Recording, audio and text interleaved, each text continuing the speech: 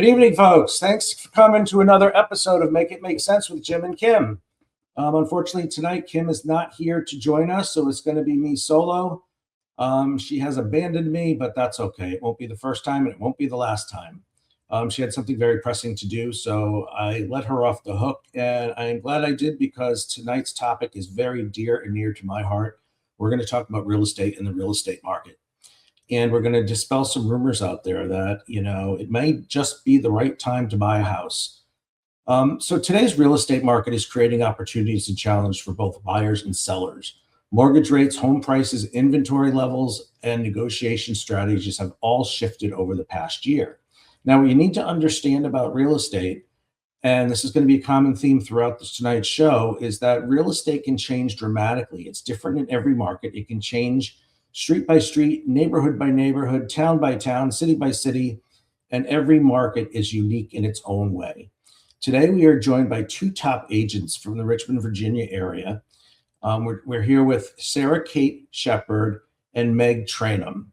And I'd like to introduce them to the stage. So, Katie, you want to bring Sarah Kate and Meg on? There they are. Hi. Hi, Jim. Thanks for having us. How are you? Great. Great to see you. Good to see you too. So give us a brief blurb about yourselves. I know you guys are a dynamic, top producing mother-daughter team. And one thing I love about their team is that they span generations. So, Meg, you have the wisdom. Sarah Kate, you have the spunk. The spunk and the energy. And not that you don't, Meg, but thank you. You're in tune with the different, let's put it this way. Sarah Kate knows the language of these kids coming out of college and these first-time buyers that I don't understand what they're saying anymore or where they're coming I try. from. So she knows that. I would think she knows that very well. But so tell us a little bit about your careers and how you came together, and feel free to talk about Providence Hill as well.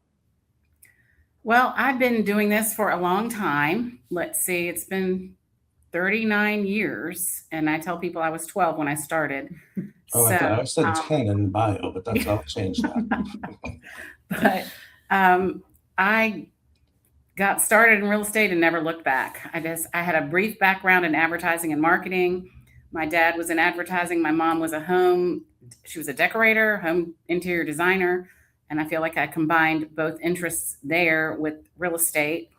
I love homes. I love providing vision for people to see what they can do with a house. Love to do the marketing, love the people. Providence Hill is the third company that I've worked for, and I feel like we landed in a great space that is very agent-minded. We've got a big group of dynamic, young, busy agents that are keeping us all young and inspired. And we have 3 great broker owners who are wonderful. So. Yeah, I've done a little background check on Providence Hill, and I see that they're a thriving boutique, which is great for the marketplace because I think just about every brand is now owned by Compass, or pretty close to. Yeah. A lot of them. I mean, the big boxes have all kind of just melded together. We are independently owned, 70 agents. We've been chosen the best in Richmond the past 2 years by Richmond Times-Dispatch, and then this year we're top 3. We're top 3. Find out in a couple weeks. Yeah, if we got it again for the 3rd year. So yeah. That's awesome. Proud of that. Congratulations to you and your whole company. That's incredible. So you cover a large geography in coming out of Richmond. I assume you go into Chesterfield and Hanover and even into Goochland and some of those outer counties up that way, Powhatan. Yep, Henrico. Yep. We do it all. We do a lot in the city.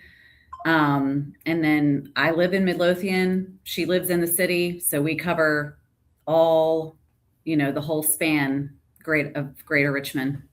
Yeah, it's very interesting how different, like I said earlier, how different the markets are. There are places up like in the Northeast and even on the West Coast and New York City, for instance, where agents will really pick 5 buildings. And that's all they do. And, they walk to those 5 buildings in New York City and they don't go to the east side or the west side. They stay in one little pocket. And, but that's going way back when the borders kind of opened. But you guys do a lot of driving. Yes. A lot more than others. Well, I want to start with showing a quick video It's called WTF is happening in the real estate market. We're just going to watch a minute or so of this, and then we'll talk about it. We'll comment on it together. Katie, you want to run that?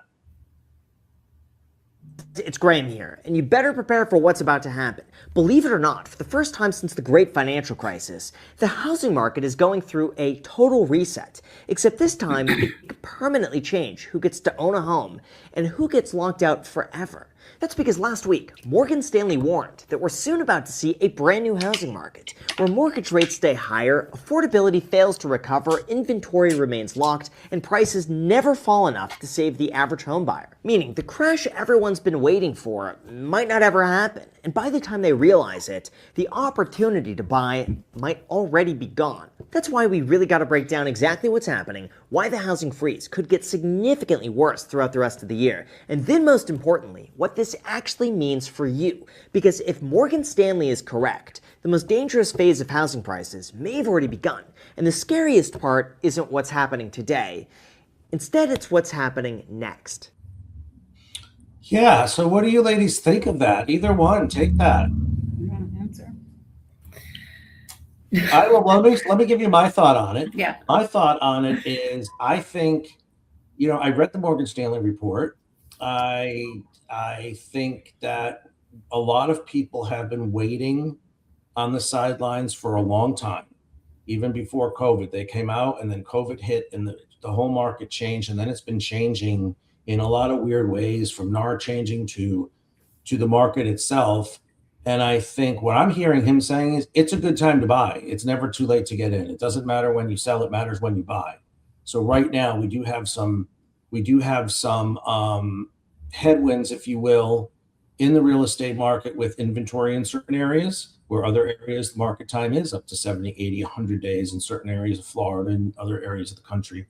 But we also have, but we also know where the interest rates are. And I'm old enough to know my first interest rate was double digit in the 90s. And 6.5%, even to 7% is not so unobtainable.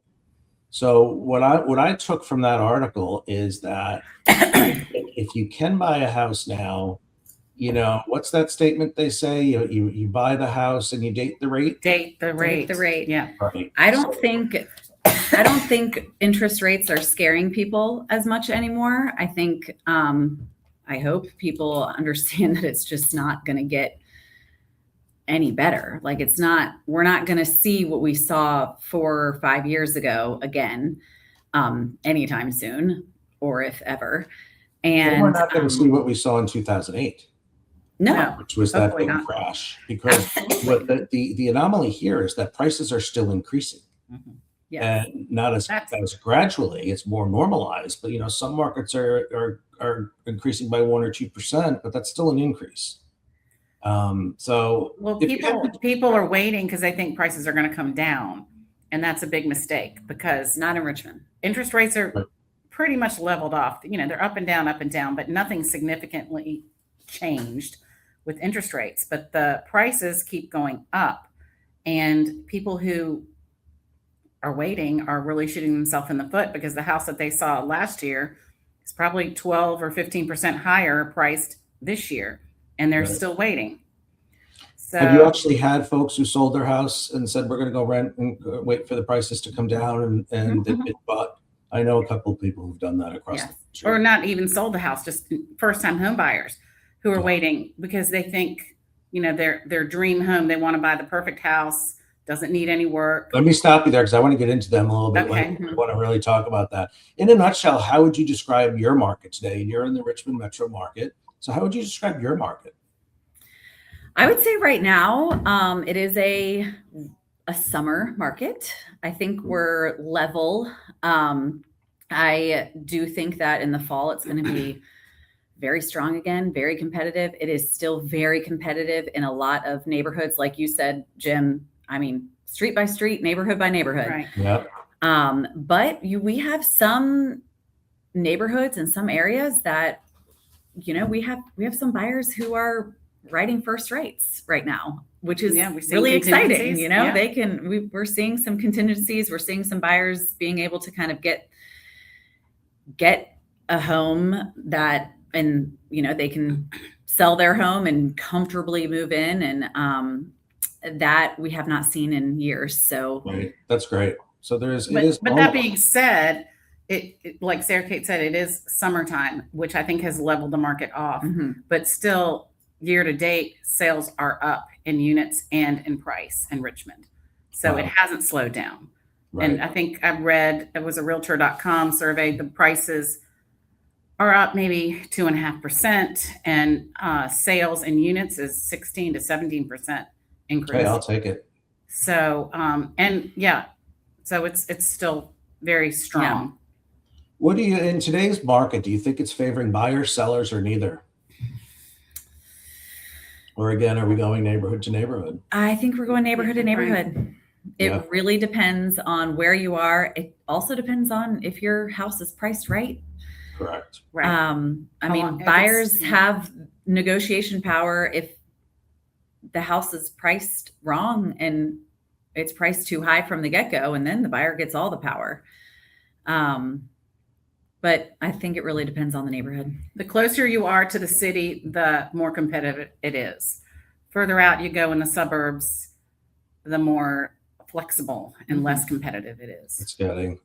And again, it's always going to be predicated on the job market. So I assume that Richmond's got a healthy job market and still thriving. Apparently so. And still people are moving to Richmond like crazy from all over the place. That's great to hear. So That's we great have, to hear. Yeah, growth in population, which is demanding homes. Right. What do you think the biggest change has been in the market over the past 12 months? Not a lot.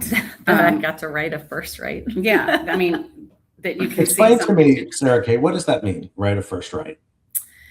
So my buyers were able to write an offer on a house with a first right of refusal, meaning they have the opportunity now to sell their house before they actually go under contract. Nice. So it's contingent, their contract's contingent on the sale of their home, or if a better offer comes in, they will have to perform in a certain amount of time, I'm assuming? Yes. But it doesn't matter if the offer is better. It just needs to be an acceptable offer to the seller.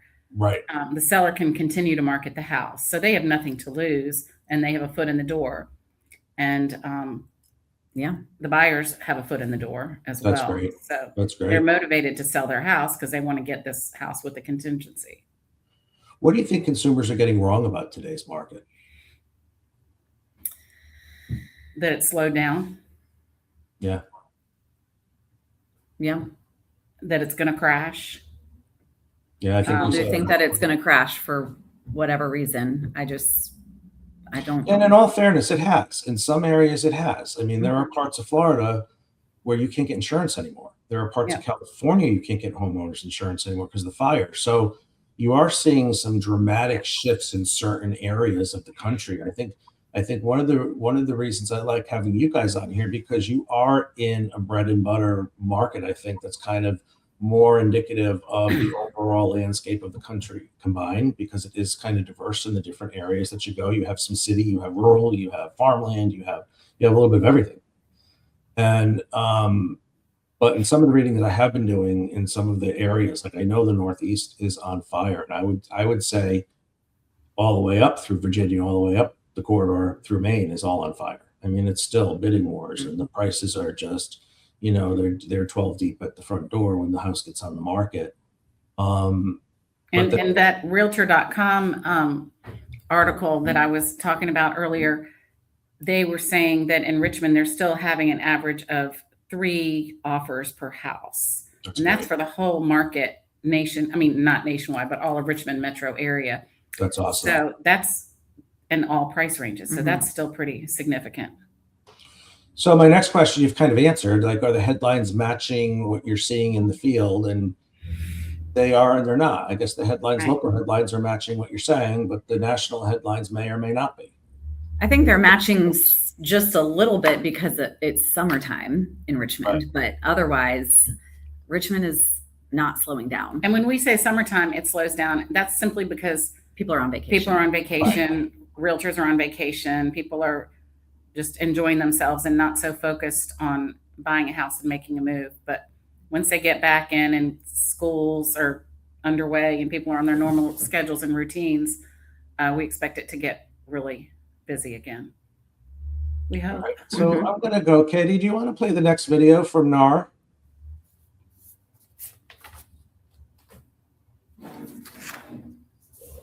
There's been a lot of talk recently about young adults actually moving home and living with family right now, but that's not actually a bad thing. What we've actually been seeing is that first-time homebuyers are using this as a pathway into homeownership. We've actually seen the share of young adults who have moved home and lived with family before purchasing their first residence is now at 22%. It's nearly double what we saw in the 1990s. As we watch rents rise and be very difficult to be able to pay for that rent and also pay down one student loan debt, pay off their car, get their debt to income ratio in order, and save for a down payment, moving home first makes it easier as a pathway into homeownership. It's often overlooked, not always available, but this can help some young adults come into homeownership a little bit sooner. Ladies, what are your thoughts on that? Buy the house when you can and buy what you can afford. Right. They're not going to save that much money, and they're going to get a little too comfortable. And once again, wait for the prices to come down, and they're not. And it's just going to be more and more expensive for them. Don't wait. Do you think that's the biggest mistake first-time buyers are making right now, is that they're waiting, they're sitting on the sidelines instead of figuring it out? Yes. And they also think they don't have enough money. Or they're getting too picky. I think a lot of first-time home buyers think that they need to buy Their primo neighborhood or their dream home, their forever home. They're forever home. Right away. And Yep. that's just Yep. not it. Just get in what you can right now, because and start building your wealth. build the equity. Well, I'm kind of a little overhearing some of the younger generation saying, "Oh, we've been left behind. We can't buy houses. The economy's so bad." And yeah, the economy's not great in certain things. We know groceries are up. We know gas is up. We know housing is up. But housing up is a good thing for everybody.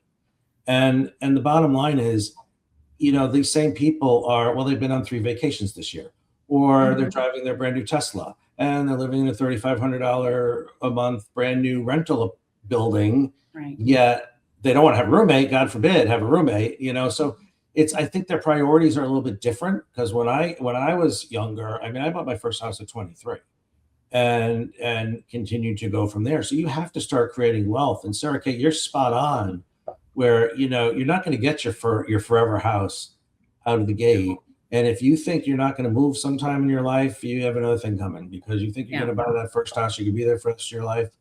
That doesn't happen. And you just have to adjust your expectations and be a little more realistic about what you can afford, and don't try and buy what your friend bought, because maybe you're not in the same price range or income category, and you might not be able to do that. But you can buy something. You don't have to have 20% down. There are a lot of ways to get into a house with less money. Whether you have a roommate or not, there are affordable options, especially if you're, like you described, the person who drives a fancy car and spends a lot on rent and vacations and goes out to dinner all the time. These people shouldn't be wasting their money in rent. They can get into a house. Absolutely. I agree with you 100%. And they don't realize, that there are, if you're a veteran, you have 100% financing options. You have 3.5 at the FHA loans and things of that nature. And they're just not educated. They're just right away going with the one-liner they see come across TikTok. Oh, we can't afford to buy a house. You can't afford to buy a house. Mm-hmm. Well, there are plenty of houses in certain areas that are, 300,000 or less. You're just not going to be, in Windsor Farms in the Richmond area, or downtown, Monument Avenue, wherever the fan. You're going to be out somewhere, out a little. You might have a 20-minute commute, God forbid, but it's that to me, I don't think there are any excuses, because the salaries are still, they're not keeping up with inflation, but there's still enough money in there to save when you consider how much is being spent on frivolous things such as vacations. And it's the priority. Yes, If you don't start now, there's no reason you shouldn't be able to do that. And again, I encourage you all to work with an agent, work with agents such as Meg and Sarah Kate, because they know the nuances, they know the loopholes, they know. I mean, for Sarah Kate to present an offer with a first right of refusal, which has been unheard of for years. And it was competing. And it was Yeah, it was competing. competing. Mm-hmm. Yeah, so do a little lap. Do a little lap for us around the office. Hey, Katie, let's go into the next video. You'll Start recognize this small, guy. pay down the mortgage, sell it, buy something a little bigger as your salary goes up. But my rule, very simple, not more than 30% of your after-tax income. Otherwise, you could really screw yourself. I think that's a little conservative. Mhm. Most banks, some banks will go up even as high as 50, which I don't think is. I think That's that's a lot. reckless. And I think it's reckless. I would say more maximum of 38 to 40%, and that's just my saying. But you're also going to have to compromise when you buy, because you're going to have different expenses now, and you might have to eat macaroni and cheese and peanut butter and jelly twice a week, but you'll be eating that peanut butter and jelly under your own roof, and it makes a big difference. So Well, your habits, your lifestyle habits will change, and you won't go out as much and spend all that money at restaurants if you do have a home and a grill in the backyard and a kitchen to cook in, and you'll have pride of ownership, and you'll enjoy being at home, and you'll spend less money automatically. And you know what? Your friends will be more happy to come over and hang out in your house, in your backyard, Right. than they are Yes. in a nasty old bar, looking for parking, doing this, doing that, same old, same Spending the crap. money on an Uber. Yep, and then they'll all start saving money as well, and that's how the cycle will go. But folks have to make that sacrifice. Katie, let's go into the financing. There's lots of factors that go into the interest rate. I'm not going to spend a lot of time on this because we can do a whole show on this, but I do want to play this video because I don't think that the folks who are our audience are understanding this, and hopefully this will make your ladies' lives a little bit easier when they get to you. Well, they just did it. The Fed just trapped the housing market, and this time the trap has almost nothing to do with whether Kevin Warsh cuts rates by a quarter point or not. It doesn't really matter. The real problem is that American housing is now caught between inflation, global conflict, the dollar, and a treasury market that the Fed does not completely control at all. So at its June meeting, the Federal Reserve voted unanimously to keep the Fed funds rate at 3.5% to the 3.75 range. Mortgage rates, meanwhile, remain around that mid 6% range.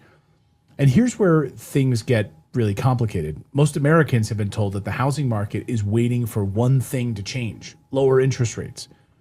But what if the Fed cuts rates and mortgage rates don't come down? What if mortgage rates actually rise instead because global investors demand more compensation to hold American debt? I mean, just look at what happened to mortgages this past week in the United Kingdom and in Europe. They went up because of global conflict. So that's the part of the story that most Americans are missing here. The Fed isn't just managing the housing market anymore. It's trying to manage inflation, the dollar, government debt, energy shocks, international conflict, the confidence of the entire global financial system. And then, of course, unfortunately, the housing market is trapped in the middle of all of this. And one important thing to understand is that the Federal Reserve does not directly set the interest rate on your 30-year mortgage. A lot of people think that that's the case. They don't. It controls a short-term policy rate. And then your mortgage rate is influenced by much more heavily by the bond market, particularly the yield on the 10-year Treasury, inflation expectations, lender risk, wars, and the spread that banks charge on top of it. So, yes, what the Fed does is a very small piece of it. And political promises always sound the same. The Fed is going to cut rates. Housing is going to recover. Buyers will come back. Everything will be just fine. But that is not how this works at all. The Fed can lower its overnight rate while the 10-year Treasury yield stays elevated. And when that happens, mortgage rates can remain high even as the Fed is cutting. Now, there is a lot. The reason I wanted to play that is that it's not simple as just waiting for the Fed to cut the rate, because that's no guarantee the rates are going to come down. So it kind of brings us full circle to what we were talking about. The first-time buyers should not wait. We know the devil that's out there now, 6.5, maybe a little plus, a little minus on a given day. There are still ARM products. I don't know if those are popular, but they're not a bad thing. We're seeing those more in the luxury markets and the jumbo mortgages, where any mortgages over 832, 750, I believe, is jumbo. Seeing adjustable rates more. 800s. Yeah. And it goes up every year. The conventional loan. And it's different in other markets, as you know. I know. But what's the key thing that Meg just said? In the luxury market, who's buying luxury homes? A lot of people are. Right, but what caliber are they on the food chain? They're typically successful. They know how to manage their money. They make a lot of money. They have a lot of money. So why aren't we doing what they're doing? Why aren't we looking at, okay, well, they're using an ARM. Why should I be afraid of an ARM? And you shouldn't be, because there's enough time in that window, whether it's 5 years or 10 years, if that's all you can do to afford to get in, just get in at this point. Right. You know, that's at least how I feel. That's only my opinion. I can't obviously give anybody financial advice or anything like that. But I think with you guys here, I do think you concur that, you know what, there's never a right time to buy. It's always a right time to sell. And we have some really good lenders that we partner with that will meet with our clients and take into consideration each and everybody's unique situation. And they can usually make it work for a lot of people in many different ways. They can get very creative. Yeah, they can get very creative. And the other thing people don't know about, I mean, you talked about the adjustable rate mortgages, but also buyers can recast their mortgage. Mm-hmm. Once they're into a loan, they bought a house. If rates come down, they can recast their loan for a pretty small fee, keep the same rate that they have, and recast their mortgage, and the new payment adjusts on the lower principal. Or you can also refinance with a lower rate. But some of the lenders are allowing free refinances in a year or more if the rates go down. So that also helps people justify buying now instead of waiting. It still blows my mind that, you know, that people are so afraid of in the sixes when, you know, we were used to so much higher back in the day. And I'm dating a six. We got so used to the 2.5%, 3% interest rate that was just artificially low. And that was because of world pandemic, which was a, you know, once in a lifetime thing, hopefully. And that's also the reason why we have this pig in the python, if you will, that's stuck. Right. Because we have the silver tsunami, we have the folks who don't want to leave. It doesn't make sense for them to leave their home because their payment, they're going to get half of what they went for, twice as much as they're paying now. Right. So they're not going to move. And then the younger generation isn't, like we already talked about, isn't saving, and they also don't want to do work. I'm not seeing a lot of folks out there when I talk to people that they want to swing a hammer or swing a paintbrush. Plus, they're very busy working and traveling for business and doing other things. They don't necessarily have the time. Very busy on their social media. Yeah, they're busy. Meg, I'm not buying that. You were very busy. I was very busy. We're all very busy. It's choosing your busy. True. You know, and I think Sarah Kate hit it on the head. They're all very busy on their social media. Mm-hmm. I mean, if you could spend the hour, if you could really look at people's screen time and see how many hours they really spend, and hopefully they spend it on this show. But that's what I was thinking. They can be busy watching this and learning something. I hope so. And that's what we're here about. We're here to help them learn. And that's the whole goal of the show. I recently had a position where I worked with almost 800 kids right out of college. And I just found they were so unprepared for the real world, and they were making really good money. And they're not buying houses. They're out wasting money on, like you said, Ubers and Grubhub and all this other stuff, all this vacations all the time. Vacations, experiences. Oh, I have to have an experience. My work-life balance. Well, your work-life balance, you're not. They have experiences for 4 years in college. Right. But, you know, they've misinterpreted this work-life balance thing, which the only balance they're going to have is when they're going to be homeless in a park on the seesaw or the teeter-totter, or whatever you call it these days, trying to balance that because they're not preparing for the future. And the only real solid way, proven decade over decade, is to create wealth is through real estate. And even if it's not creating wealth for you, it's still putting a roof over your head that is yours, and you're not paying a landlord. So, you know, you're not paying someone else's mortgage. And the other thing I think people forget about too, the first-time buyers, you know, you don't always have to live in your first house that you buy. Right. You know, you can get an investor rate, which is going to be a little bit more money, but you can get your feet wet that way as well. I love your idea of getting a roommate and offsetting the mortgage that way. In my day, everybody shot for, their first house being a multifamily, because we were kind of in an area where there were a lot of multifamily. So you could live in one apartment and rent out the other two, and you lived for free, and then you were able to get ahead that way. Which is a great thing. It's a great thing, and that still exists in certain markets. And I do love, Meg, what you brought up about the recast, because that's a dirty little secret of the banking industry. I mean, it's been around for decades, and banks don't shout that policy from the roof. But I'm glad that you as a realtor know it, because I bet you could talk to, you could throw a stone, and a half a dozen other realtors that you hit are not going to know about that program. Do you agree with me? Very likely. Yeah. Unfortunately, there's a lot of realtors out there that don't know a lot. And again, folks, a reason why I brought on Meg and Sarah Kate, because you need that balance, you need that experience to help you navigate. Because as you saw, there's so many things that go into rates. There's so many things that go into there's so many considerations you need to make that you're not going to get from a one-line TikTok. Or you're not going to get from your friend who had a different experience because, their sister's cousin's best friend just got their license, and all of a sudden you think you got the best deal. Go ahead, Meg. I know you're itching to say something. Well, I didn't mean to bash other realtors when I said a lot of realtors don't know a lot. There are also a lot of great realtors out there, and we love to partner with them in business. And our business is about relationships. And that's another thing that benefits a buyer who partners up with an agent who does have good, solid relationships with other agents. Because when we're trying to make a deal, we're partnering with another agent who's representing a buyer or a seller. And it's important for us to have those kind of relationships. It helps win the deal. And we want to work with people who are professional, who know what they're doing, and who know how to go through an inspection negotiation, who know how to work through an appraisal that falls short. I mean, it's so important to have a professional on both sides. Yeah. Right. You need the know-how.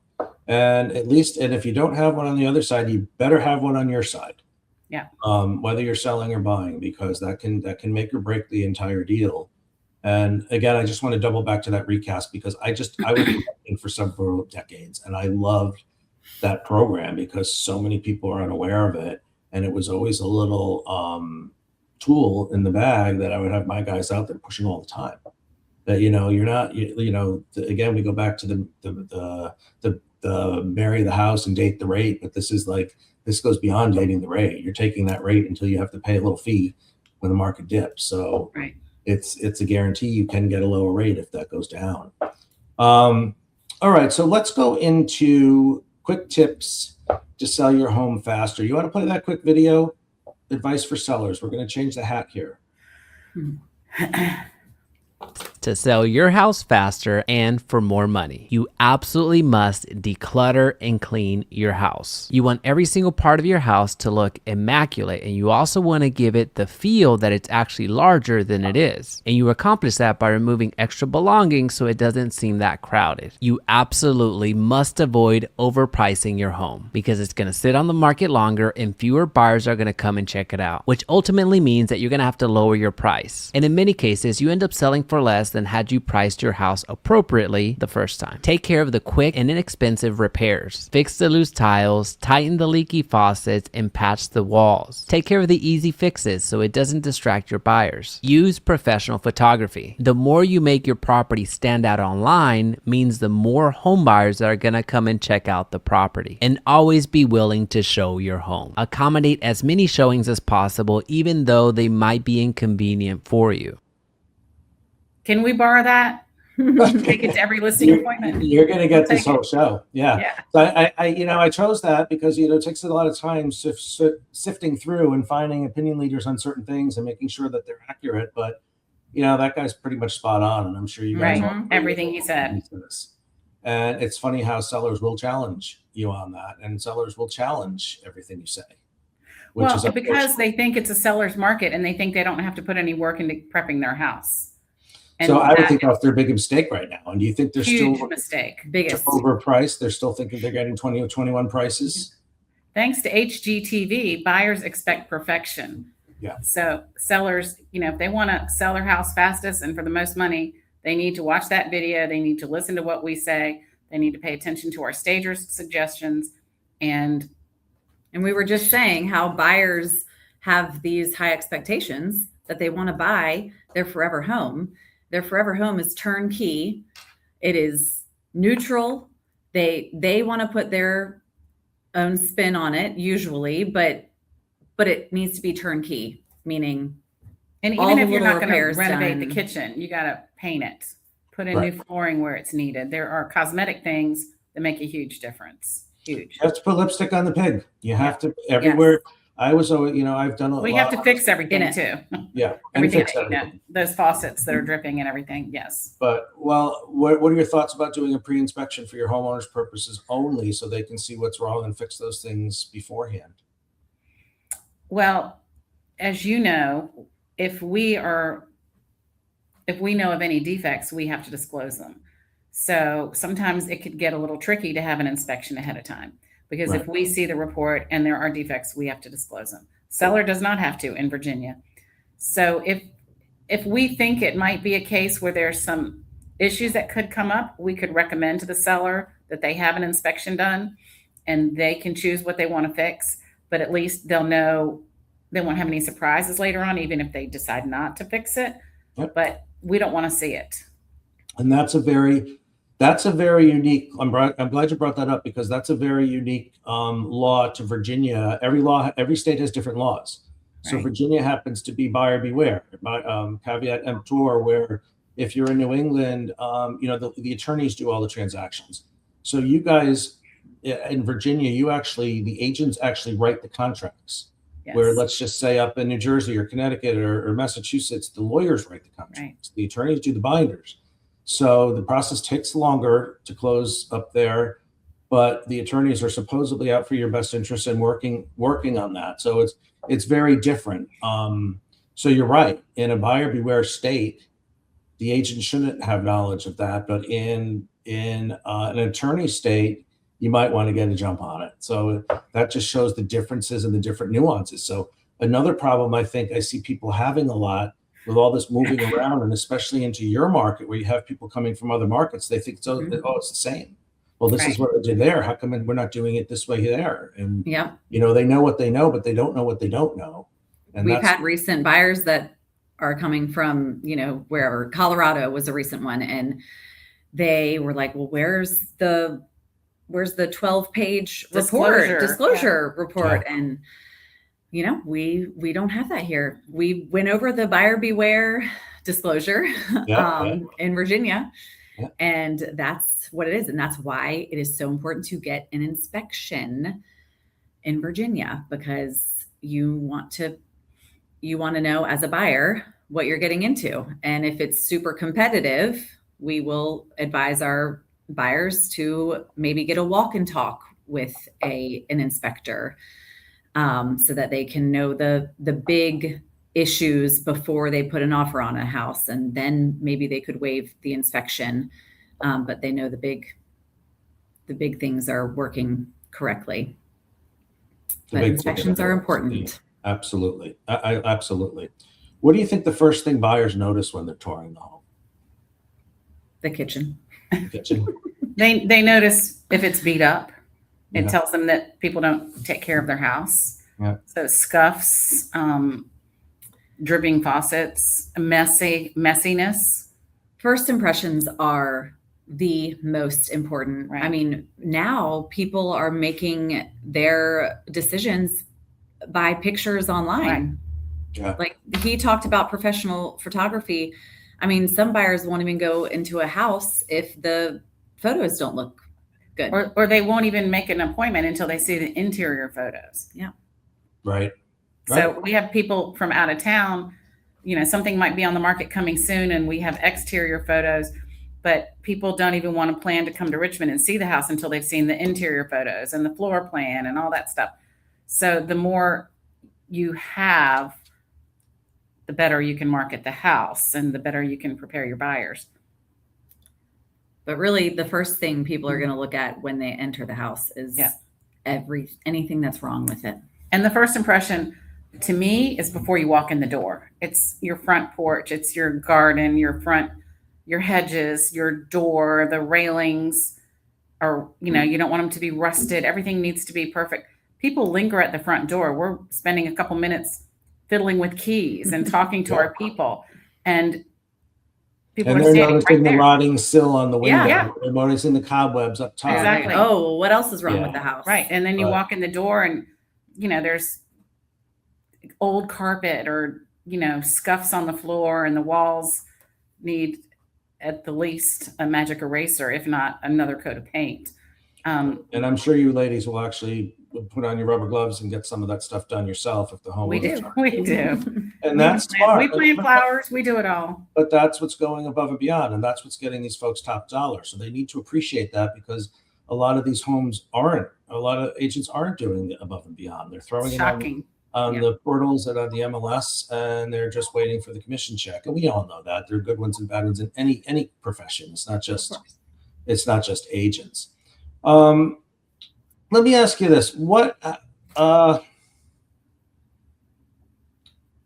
you think overpricing can actually hurt the home value? Oh, absolutely. Yes, And 100%. what happens psychologically when the home sits on the market too long? People are afraid to touch it. They think there's something wrong with it. Yep. It's hard for us to even encourage them to make an offer. So if you overprice the house, it's the kiss of death. People Right. say, "What's wrong with it? What's wrong with it? Why hasn't it sold? Why hasn't anyone made an offer?" Well, why don't you make? Why an don't you offer? make an offer? Here's your opportunity. It is okay. Yeah. All right, let's go sometimes into it's a situation where sellers are stubborn and they won't budge, but sometimes they've just been misinformed, and the market determines the value. So if it sits even for a couple of weeks in this market, it's questionable as to whether the price is good. Right. And you never, I always say to people, it's only worth what somebody's willing to pay for it. Yeah. And that's whether it's your house or your car or whatever you're selling. What's been your toughest transaction this year, do you think? Sarah Kate has a couple of those. I've had a couple. One, I will say I might get another pat on the back for this. I had a condo that was. Can we have some applause, Katie? Yeah. I've had a condo that was on and off the market for 2 years. There we go. Thank you. 2 years, and finally sold it this year. Wow. Last month. So I think that a lot of it was the timing. When we first put it on the market, the building was going through some transitions. There were some assessments and stuff like that. Our seller paid for them, and they had to sell this condo because it was her father had passed away, and she didn't want to hold on to it. Anyways, long story short, we staged it, we painted it, we did all the right things about a year into it, and then finally it sold. And the seller stuck with Sarah Kate. Yes. That's awesome. She stuck with me, I stuck with her. Yeah. Yeah. It's hard to let go after you've put so much time and effort into, I'm sure. Yeah. And I think when that says a lot when you go through so much, and there were so many times where both of us wanted to quit and where we could have given up, but we did not. And it paid off. And yeah, she's very happy with everything. Another one I have right now is what we were talking about earlier, the contingent offer First right. with the first right. That's exciting to me. I'm glad to hear that. It is exciting, but it's hard. It is hard because we've got to now put that house on the market. They got 2 weeks to put their house on the market. They have an infant, a newborn, a toddler, a dog, a cat. It's a lot. Yeah. So it's a lot of stress on both parties, but we're getting through it. I was gonna double back to financing, but I'm gonna skip that. I was gonna talk is there any kind of bridge loan or cross collateralization loans? Are those still a thing? But we don't need. Well, they are, but you need to talk to lenders more than us about those kind of things. Exactly. I mean, we know the people to steer our clients to that can help them more. We have a little knowledge enough to, help know where to direct them. Yep. Mm-hmm. What's one myth you'd love to eliminate right now? That new construction doesn't need A home A inspection. home inspection. Oh God, yeah. Any more than a home Please inspection. get a home inspection. Mhm. You gotta put a Another lot one of is that emphasis you on have to put 20% down. You don't. There Right. are other ways. People think Right. that you have to put 20% down. That's right. That's right. Now, let me ask you this question. Do you think that with all of the information that's out there with the online portals and Facebook and TikTok, and everybody has an opinion, do you think that's confusing buyers and sellers, or is it helping? Are they helping buyers and sellers? I think it's giving them too much information, and making them ask questions that don't even apply to what they're doing, and makes things even more confusing. I will have to agree that I think it's confusing people. I think that a lot of buyers don't understand our relationship with them. They need to talk to us and understand what. Getting feedback on you. Can you guys hear that humming or? I think Mhm. I think a big It might have car been a just truck. Oh, okay. Mhm.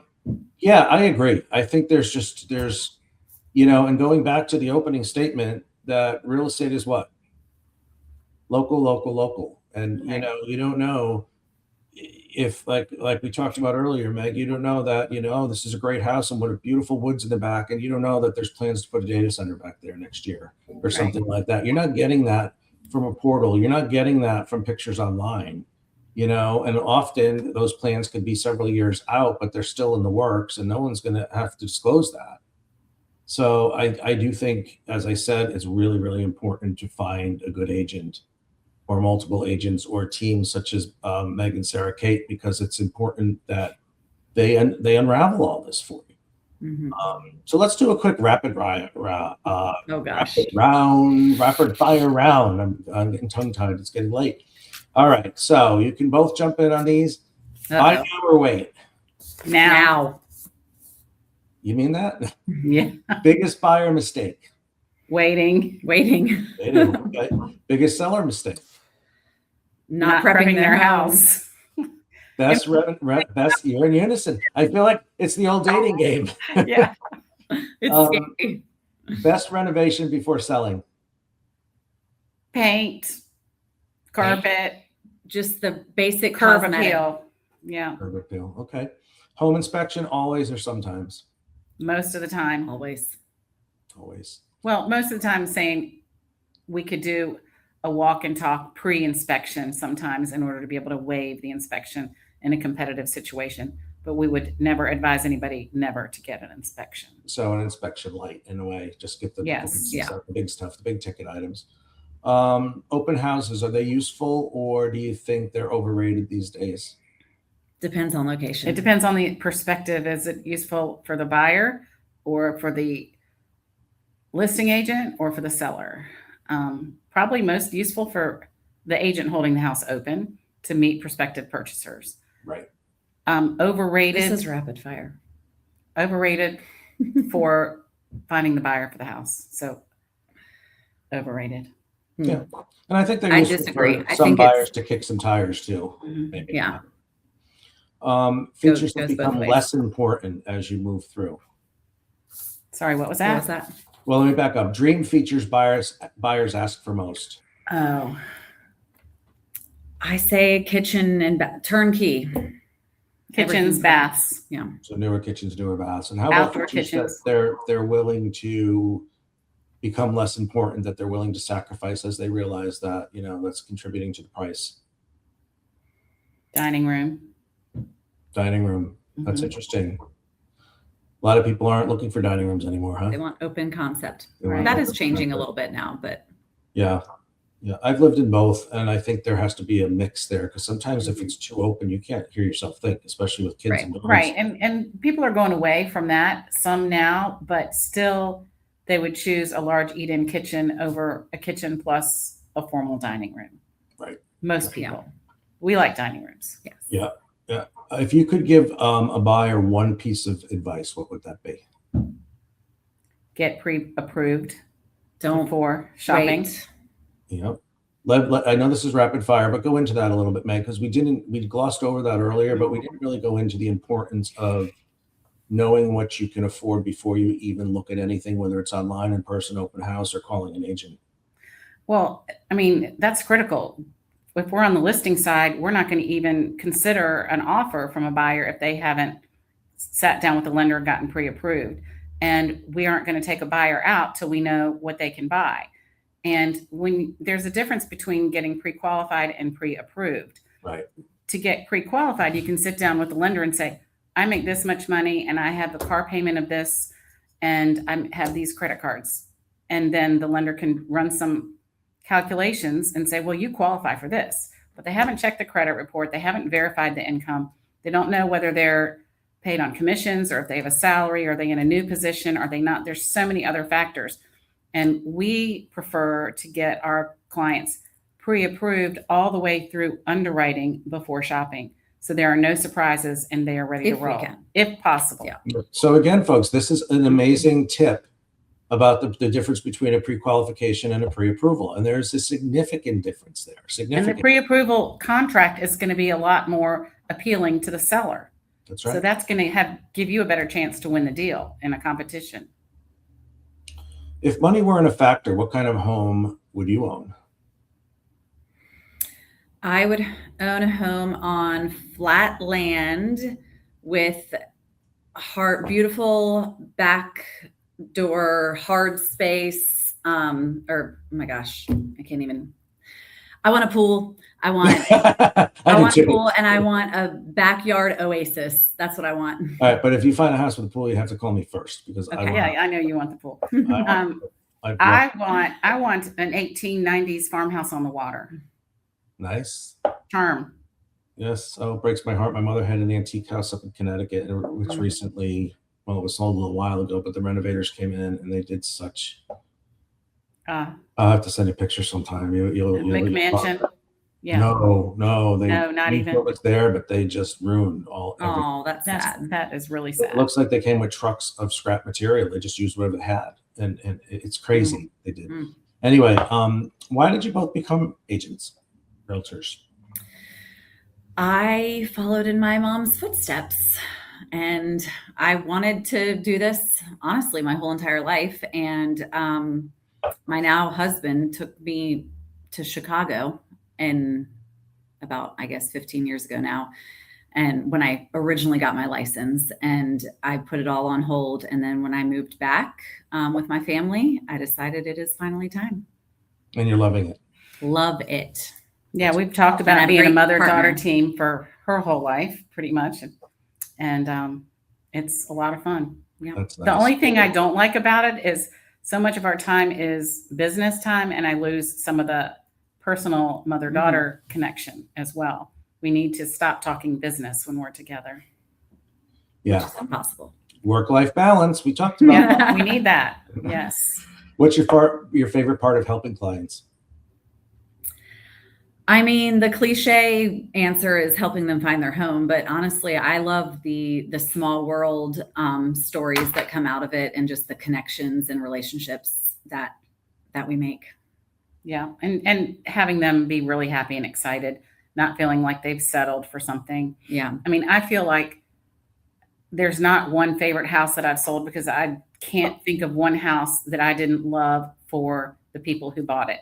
It might not be what I would buy, but it's perfect for them. And that's the exciting thing. And we've done our job if we've been able to really assess what they like, what their needs are, and help them get it. And that's everything. And that's going to get you their loyalty coming back, hopefully. Sure. Yeah. Have you ever talked someone out of buying a house? Yes. Yep. Definitely. That's great. I mean, I would never talk somebody out of buying a house if I could tell they really absolutely wanted it, bar none. But I would, if I really thought it was not a wise decision, I would do my best to point out the reasons why. And then, I mean, I can't keep them from buying it, but I think in most cases, or in pretty much all cases, I don't think they've ended up buying something that I'm not happy with. that I didn't think was right. Have you ever advised someone not to sell? Yes. Recently, actually. Okay, give me an example of that. They just weren't ready. They had me over, and I think they wanted to sell for the wrong reasons. They have a young family. They don't know where they want to go. They have a lot of things that they need to do to their home in order to get ready for the market. So I said, I gave them a laundry list of things that they should do over the next year. And maybe in a year, we'll talk about it then. And I want the viewers to understand what the answers to the questions that you're hearing. This is a myth buster right here, at least for these two agents. They're not saying, I've not heard them once talk about commission. I've not heard them once talk about what they earn. They're talking about the buyer's interest. They're talking about the seller's interest. They're talking about their best interests. We haven't heard them mention commission at all.